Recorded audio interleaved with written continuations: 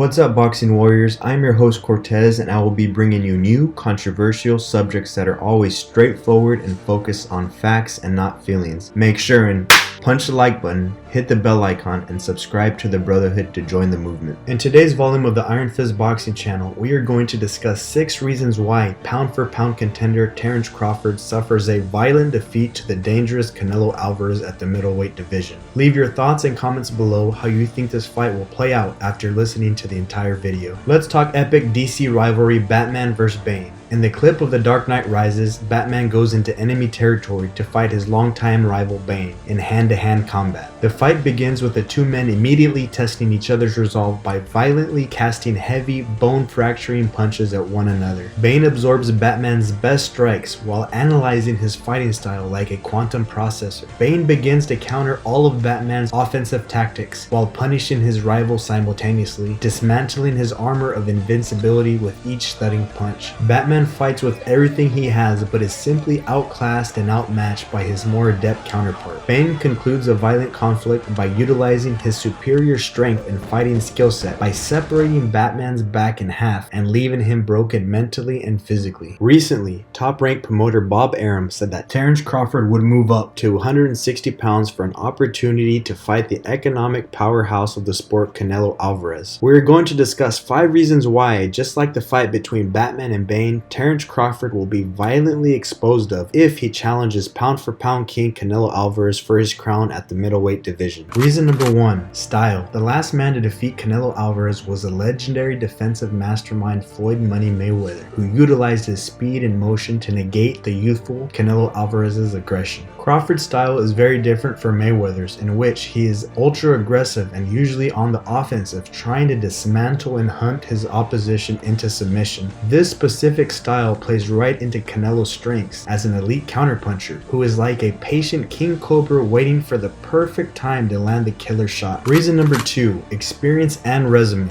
There is no question Terence Crawford is an elite level boxer, but I have to be real with his resume. At 32 years of age and 36 professional bouts, his most noteworthy opposition include Knock Me Down 13 times Gamboa, B-level Victor Postal, Australian school teacher Jeff Horn, and the cherry on top of his resume is a glass-chinned Amir Khan. I really don't think I'm missing anyone of note. Canelo Alvarez, on the other hand, is 29 years old with a record of 53-1-2, who has faced the likes of Shane Mosley when he was just 19 years old, Austin Trout when he was 22, Floyd Mayweather at 23, Miguel Cotto, Lara, Triple G twice, Daniel Jacobs, and Sergey Kovalev at 175. By going to war with these top-level competitors at such a young age, Canelo can be considered a seasoned war veteran who is still evolving as a fighter and barely entering the prime of his career. Reason number 3. Chin. Canelo Alvarez has one of the best chins in the boxing business. He was able to absorb knockout artist Triple G's best punches as well as Daniel Jacobs' torpedo to the chin without even coming close to going to the canvas. On the other hand, Terence Crawford showed vulnerability to his chin when he was floored in the 3rd round by the heavy-handed Kavanaskas. Alvarez will exploit this singular weakness and possibly turn out the lights for Crawford and put him to bed early if he's not careful. Reason number 4. Durability. Alvarez has fought smaller opposition before from the likes of Miguel Cotto, Josecito Lopez, and Amir Khan, who all at one point campaigned at the welterweight division just like Crawford. Alvarez was able to walk all of them down by inflicting devastating damage because he didn't respect their punching power. Truth be told, Terence Crawford has more pop than any of these boxers that I mentioned. But if Canelo was able to withstand Triple G's punches and Sergey Kovalev at 175, Terence Crawford has absolutely no chance to hurt or get the attention of Canelo with his power. Reason number 5. Psychological advantage. Just like in the introduction, Batman wasn't used to being the prey when he had always been the hunter and was completely out of his element when confronted with a rival who can match his strength, speed, and skills. The same could be said with Terence Crawford if this potential super fight happens. Crawford has an extremely aggressive style that will actually work against him if he fights Canelo head on and will be broken physically and mentally, never to be the same again. I feel that Terence Crawford is a very unique talent and the best welterweight in the world, but at the same time I feel that if Bob Arum matches him with Canelo Alvarez at 160 pounds, it'll be like the world watching an anaconda slowly crushing his prey on national television. It will be entertaining but